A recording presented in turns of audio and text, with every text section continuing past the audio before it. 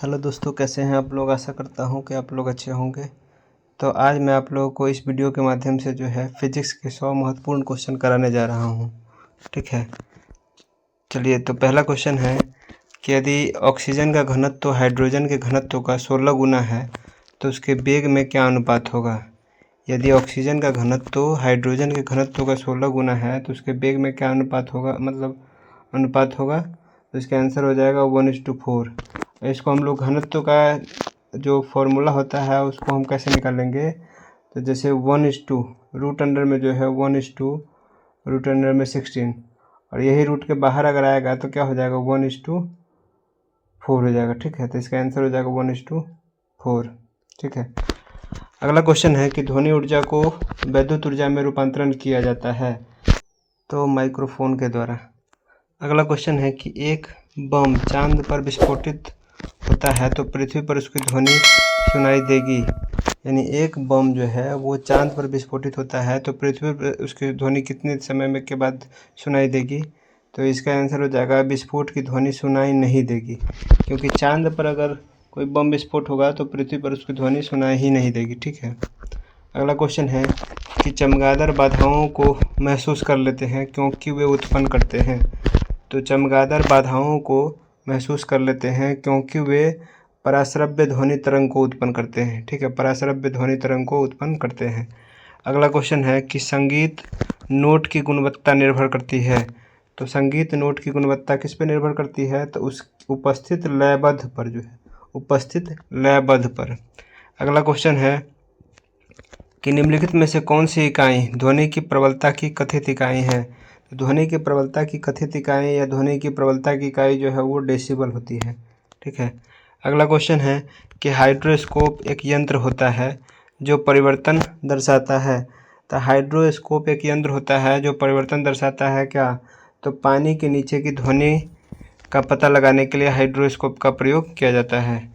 अगला क्वेश्चन है कि ध्वनि की तीव्रता की एसआई यूनिट क्या होती है। ध्वनि की तीव्रता की एसआई इकाई क्या होती है, तो ध्वनि की तीव्रता की एसआई इकाई जो होती है वाट प्रति वर्ग मीटर होती है।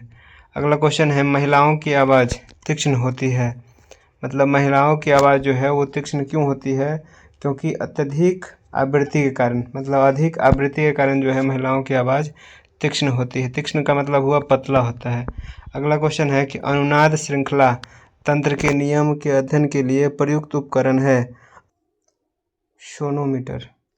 अगला क्वेश्चन है कि द्रव्य यांत्रिकी में मैक नंबर 1 होगा यदि किसी वस्तु की चाल डैश के बराबर होगी। द्रव्य यांत्रिकी में मैक नंबर 1 होगा यदि किसी वस्तु की चाल में डैश के बराबर होगी तो वह ध्वनि की चाल के बराबर होगी। अगला क्वेश्चन है आवृत्ति की इकाई क्या होती है, तो आवृत्ति की इकाई जो होती है वो हर्ट्ज होती है। आवृत्ति की इकाई हर्ट्ज होती है। अगला क्वेश्चन है कि 20 हर्ट्ज से कम आवृत्ति की ध्वनि को कहा जाता है।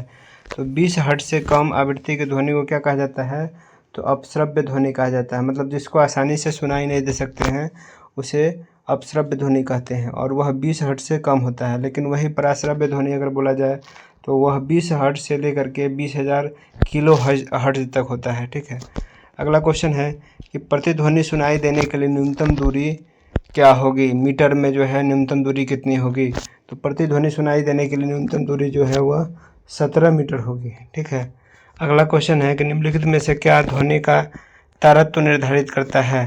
तो ध्वनि का तारत्व जो है वह आवृत्ति को निर्धारित करता है।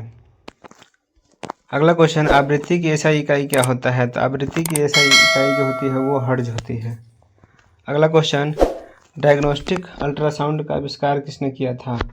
तो डायग्नोस्टिक अल्ट्रासाउंड का आविष्कार जो है वो इयान डोनाल्ड के द्वारा किया गया था।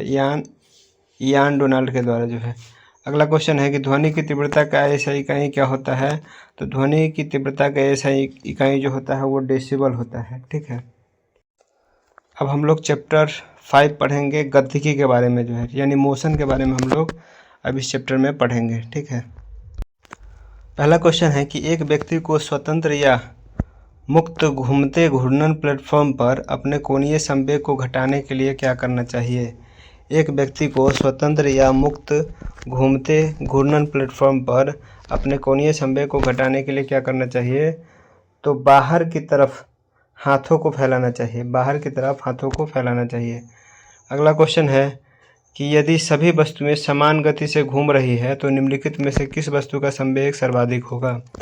यदि सभी वस्तुएं समान गति से घूम रही है तो निम्नलिखित में से किस वस्तु का संवेग सर्वाधिक होगा, तो वह हो जाएगा अल्फा कण का। ठीक है, अल्फा कण का। अगला क्वेश्चन कि निम्नलिखित में से रॉकेट की गति पर कौन सा संरक्षण का नियम लागू होता है। तो रॉकेट की गति पर जो है संवेग संरक्षण का नियम लागू होता है, संवेग संरक्षण का नियम लागू होता है। अगला क्वेश्चन है कि जब कार की गति दोगुनी हो तो समान दूरी पर कार को रोकने के लिए कितने रुकावट बल की आवश्यकता होगी। जब कार की गति दोगुनी हो तो समान दूरी पर कार को रोकने के लिए कितने रुकावट बल की आवश्यकता होगी, तो दोगुनी बल की आवश्यकता होगी। अगला क्वेश्चन है कि निम्नलिखित में से किसकी बीमा आवेश के समान होता है। किसकी बीमा आवेश के समान होता है, तो संवेग की बीमा जो होती है वो आवेश के समान होती है। अगला क्वेश्चन है कि बृहद ऊंचाई से गिरते हुए वर्षा की बूंदों के सापेक्ष निम्नलिखित में से कौन सा सत्य होगा। तो इसका आंसर हो जाएगा अनंत वेग के साथ गिरना, जो कि भिन्न भिन्न बूंदों के लिए भिन्न भिन्न होगा। अगला क्वेश्चन है कि जब कोई खिलाड़ी किसी गेंद को पकड़ता या लपकता है तो वह अपने हाथों को पीछे नीचे की ओर क्यों ले जाता है। यानी कि जब कोई खिलाड़ी जो है अपने गेंदों को जो है लपकता या पकड़ता है तो अपने हाथों को पीछे या नीचे की ओर क्यों ले जाता है, तो इसका कारण होता है कि संवेग को कम करने के लिए। ठीक है, संवेग को कम करने के लिए। अगला क्वेश्चन है कि यदि किसी कण या वस्तु के द्वारा वेग समय ग्राफ को y बराबर mt+c से निरूपित किया गया तो वस्तु डैश के साथ गति करेगी। यदि किसी कण या वस्तु के द्वारा वेग समय ग्राफ को y बराबर mt+c से निरूपित किया गया है तो वस्तु डैश के साथ गति करेगी, तो वह जो है अचर त्वरण के साथ गति करेगी, अचर त्वरण के साथ गति करेगी। अगला क्वेश्चन है स्पिन घूमती क्रिकेट की गेंद हवा में किस प्रकार घूम जाती है। स्पिन घूमती क्रिकेट की गेंद हवा में किस प्रकार घूम जाती है, तो वह घूमेगी हवा के विक्षोभ के कारण, हवा के विक्षोभ के कारण। अगला क्वेश्चन है कि साइकिल के पहिए में प्रयुक्त तिल्लियाँ साइकिल की डैश बढ़ा देती है, तो जड़त्व की गति को बढ़ा देती है। अगला क्वेश्चन पहिए में बॉल बेरिंग का क्या कार्य होता है। तो पहिए में बॉल बेरिंग का कार्य होता है कि गतिज घर्षण का घूर्णन घर्षण में परिवर्तन करना। ठीक है, गतिज घर्षण का घूर्णन घर्षण में परिवर्तन करना। अगला क्वेश्चन है कि एक गोला समान ऊंचाई से दो भिन्न भिन्न अवनत सतहों पर भिन्न भिन्न कोणों से लुढ़कते हुए नीचे की ओर आता है, तो यह ऐसा करता है।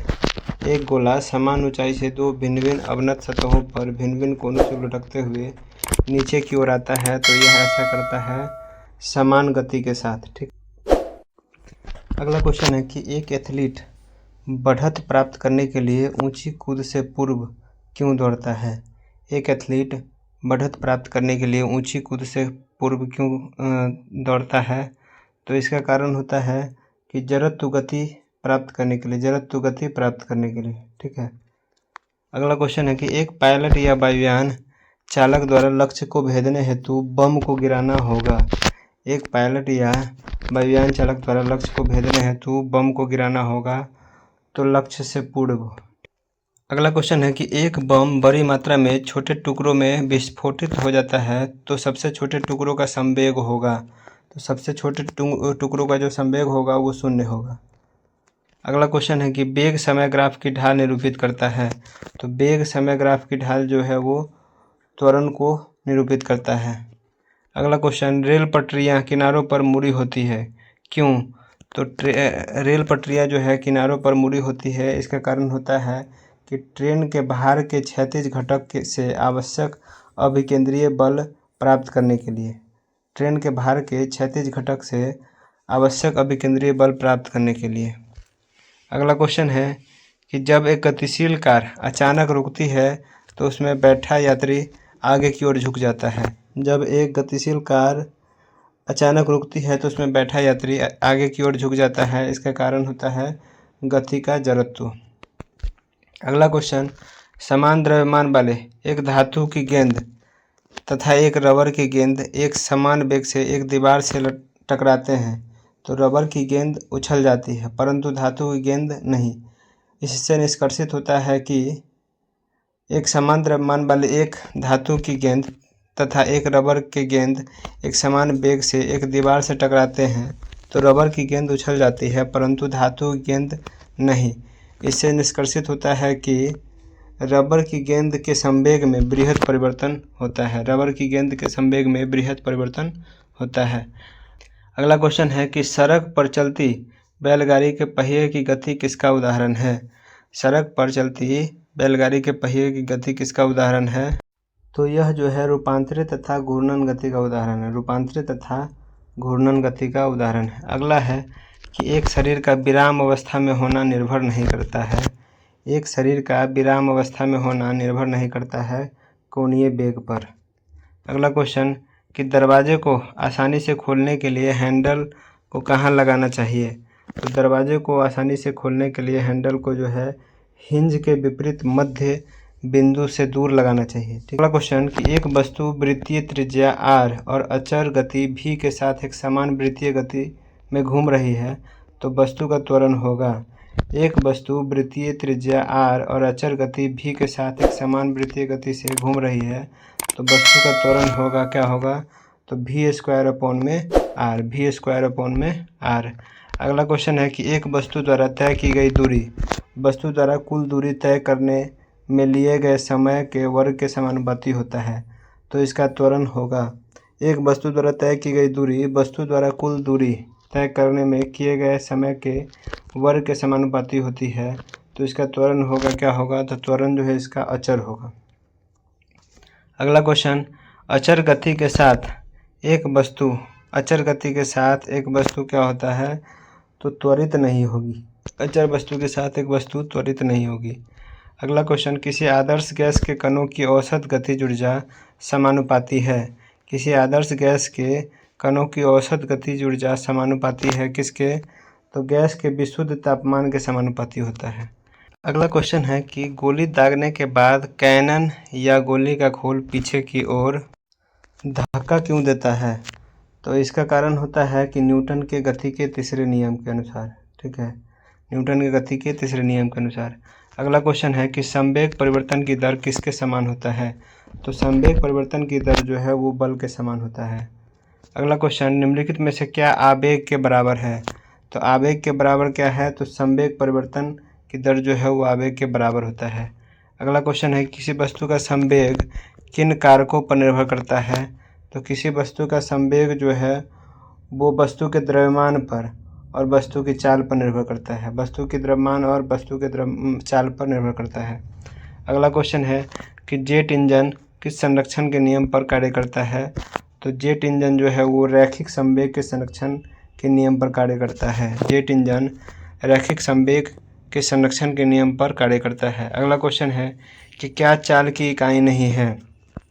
तो चाल की इकाई जो है वो मीटर प्रति सेकंड होता है। ठीक है, उसके बाद किलोमीटर प्रति घंटा भी होता है, सेंटीमीटर प्रति सेकंड भी होता है, लेकिन वर्ग मीटर प्रति घंटा यह नहीं होता है। तो इसका मतलब हो जाएगा सी सही है। अगला क्वेश्चन वाहनों को सुरक्षित मोड़ लेने के लिए आवश्यक केंद्रीय बल प्रदान करने हेतु किसी घुड़सवार सड़क के बाहरी किनारे को आंतरिक किनारे से ऊपर करने की प्रक्रिया को डैश कहते हैं।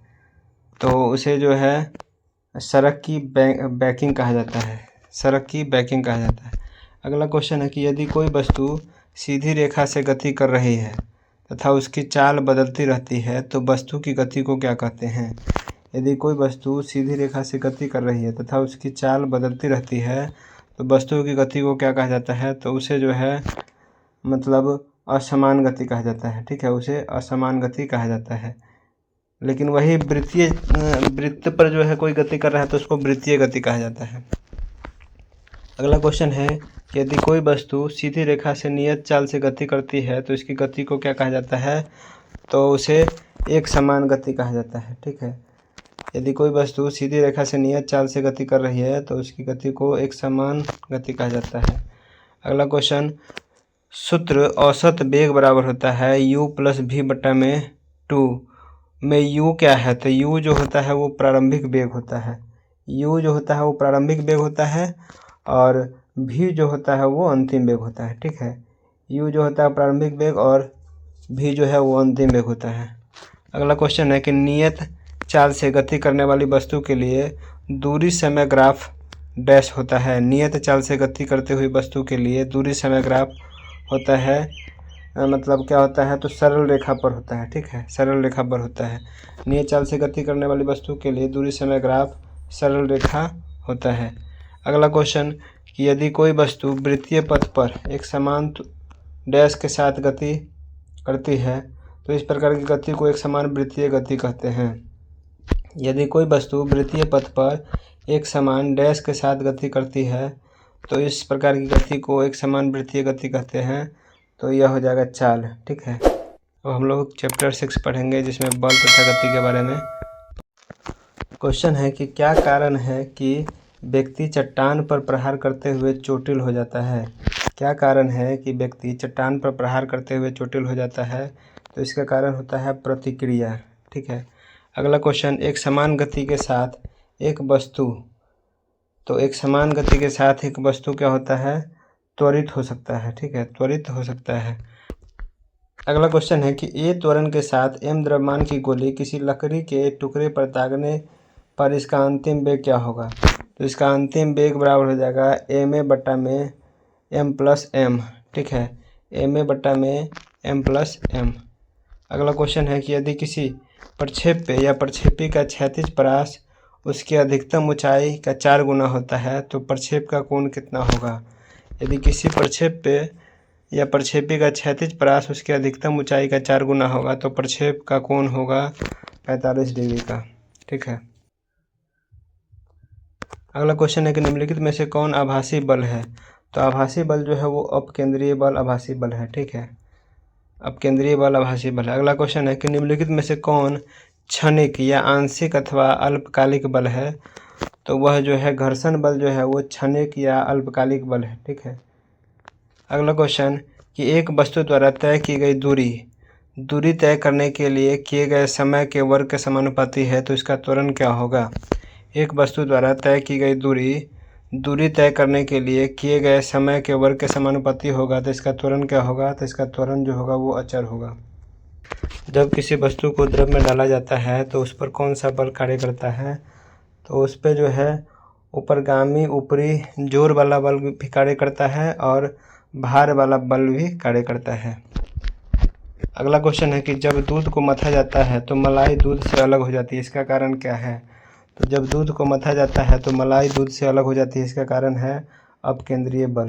ठीक है, अगला क्वेश्चन है कि दूध से मलाई का बिलभाव यानी विच्छेदन अथवा अलगाव का क्या कारण है। तो दूध से मलाई का जो है अलगाव का कारण होता है अपकेंद्रीय बल। ठीक है, अगला क्वेश्चन है कि न्यूटन के गति के पहले नियम से परिभाषा प्राप्त होता है। तो न्यूटन के गति के पहले नियम से परिभाषा प्राप्त होता है जड़त्व का, यानी बोल सकते हैं कि न्यूटन की गति के प्रथम नियम को हम जड़त्व का नियम भी कहते हैं। अगला क्वेश्चन है कि एक समान गति से चल रही रेलगाड़ी से एक व्यक्ति द्वारा एक गेंद गिराया गया और इस प्लेटफॉर्म पर खड़ा एक पर्यवेक्षक इसका निरीक्षण करता है तो पर्यवेक्षक द्वारा निरीक्षित पथ क्या होगा। तो इसका पथ जो होगा वो परवलय हो जाएगा, परवलय। अगला क्वेश्चन है कि सड़क पर गतिमान बैलगाड़ी के पहिए की गति किस प्रकार की गति का उदाहरण है। सड़क पर गतिमान बैलगाड़ी के पहिए की गति किस प्रकार की गति का उदाहरण है। तो वह है रूपांतरित एवं घूर्णन गति का उदाहरण है। अगला क्वेश्चन है कि उच्च द्रव्यमान वाले एक टेनिस बॉल व एक क्रिकेट गेंद को समान वेग से फेंका जाता है तो क्रिकेट गेंद को रोकने के लिए हमें निम्नलिखित में से किसकी आवश्यकता होगी। उच्च द्रव्यमान वाले एक टेनिस बॉल एवं एक क्रिकेट बॉल को समान वेग से फेंका जाता है तो क्रिकेट गेंद को रोकने के लिए हमें निम्नलिखित में से किसकी आवश्यकता होगी। तो इसमें जो है अधिक बल की आवश्यकता होगी। अगला क्वेश्चन है कि एक साइकिल चालक को वृत्तीय गति में किस तरह झुकना चाहिए। तो एक साइकिल चालक को वृत्तीय गति में किस तरह से झुकना चाहिए। तो केंद्र की ओर झुकना चाहिए। ठीक है, अगला क्वेश्चन, वृत्तीय पथ पर गतिशील एक वस्तु उदाहरण है। तो वृत्तीय पथ पर गतिशील एक वस्तु उदाहरण है एक समान गति और चर वेग का उदाहरण है। अगला क्वेश्चन है कि घर्षण कोण तथा अभिसयन कोण स्थैर्य कोण होते हैं। घर्षण कोण अथवा अभिसयन कोण या स्थैर्य कोण होते हैं तो किस प्रकार के कोण होते हैं, तो वह परस्पर बराबर होते हैं। ठीक है, घर्षण कोण तथा अभिसयन कोण जो होते हैं वो हमेशा परस्पर बराबर होते हैं। अगला क्वेश्चन है कि रॉकेट किस संरक्षण के सिद्धांत पर कार्य करता है, तो रॉकेट जो है वो मतलब रेखीय संवेग संरक्षण के सिद्धांत पर कार्य करता है। रेखीय संवेग संरक्षण के सिद्धांत पर कार्य करता है। अगला क्वेश्चन है कि एक गोली या बुलेट दागने पर घर्षण मुक्त टेबल पर पड़े स्थिर ठोस टुकड़ा में धंस जाती है, तो इस प्रक्रिया में किसकी भाग या राशि का संरक्षण होता है, तो इसमें जो है केवल संवेग का संरक्षण होता है, संवेग का संरक्षण होता है। अगला क्वेश्चन है कि जल सतह पर लोहे की सुई क्यों तैरती है जब इसे हल्के से जल की सतह पर रखा जाता है। जल सतह पर लोहे की सुई क्यों तैरती है जब इसे हल्के से जल की सतह पर रखा जाता है, तो इसका कारण होता है पृष्ठीय तनाव के कारण। ठीक है। अगला क्वेश्चन, एक नाव जल में नहीं डूबेगी जब उसके द्वारा विस्थापित जल किसके बराबर होता है, तो एक नाव जल में नहीं डूबेगी जब उसके द्वारा विस्थापित जल किसके बराबर होता है, तो वह उसके आयतन के बराबर होता है। अगला क्वेश्चन, बर्फ़ के एक टुकड़े के साथ शीशे के टुकड़े को अंतः स्थापित कर उसे भरे जल में तैराया जाता है। यदि बर्फ़ गलती है तो जल की सतह क्या होती है, तो जल की सतह जो है कम हो जाती है। अगला क्वेश्चन है कि ऑटोमोबाइल या स्वचालित मोटर वाहनों में प्रयुक्त द्रव चालित रोधक हाइड्रोक्लोरिक ब्रेक किस सिद्धांत पर कार्य करता है, तो वह जो है पास्कल के सिद्धांत पर कार्य करता है, वह पास्कल के सिद्धांत पर कार्य करता है। अगला क्वेश्चन है कि तेल की बूंदें जल पर फैल जाती है क्यों, तो तेल की बूंदें जल पर फैल जाती है इसका कारण होता है कि तेल का पृष्ठीय तनाव जल से कम होता है। तेल का पृष्ठीय तनाव जो होता है वो जल से कम होता है।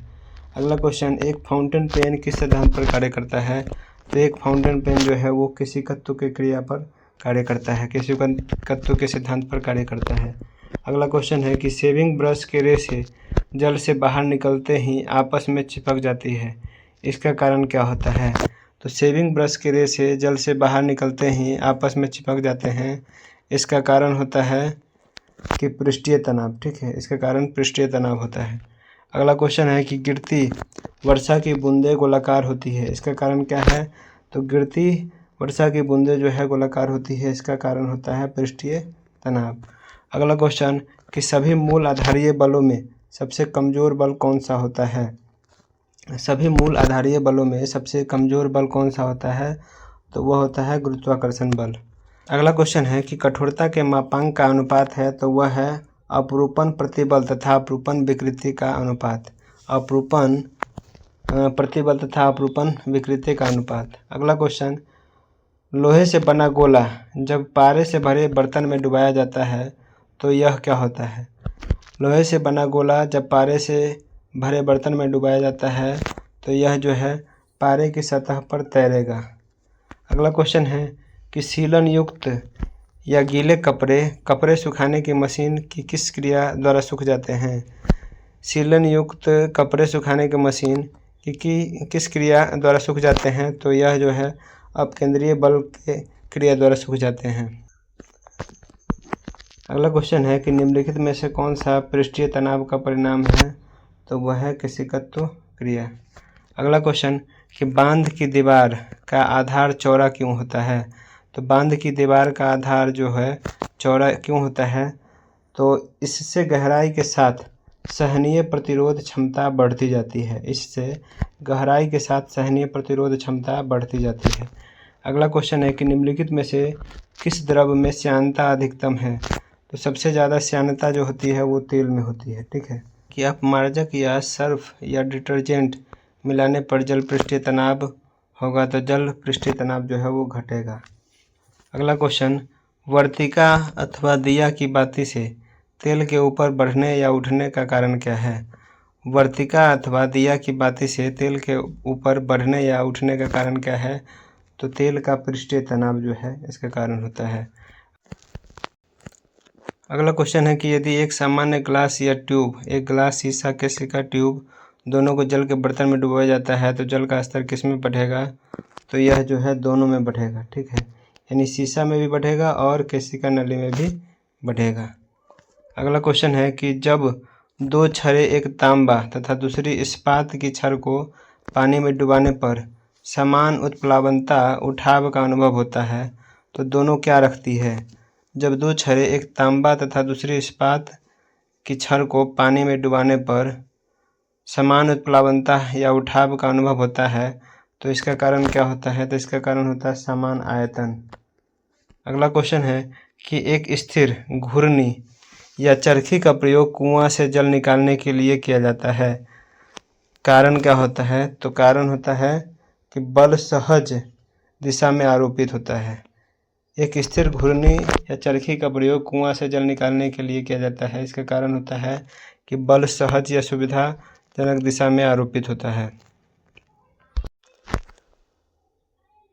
अगला क्वेश्चन है कि बॉल पेन के कार्य करने का सिद्धांत है। तो बॉल पेन के कार्य करने का सिद्धांत जो है वो पृष्ठीय तनाव है। अगला क्वेश्चन, मिट्टी से जड़ के रेशों तक जल पहुंचाने का कारण क्या है? तो मिट्टी से जड़ के रेशों तक जल पहुंचाने का कारण होता है केशिका दबाव। केशिका दबाव।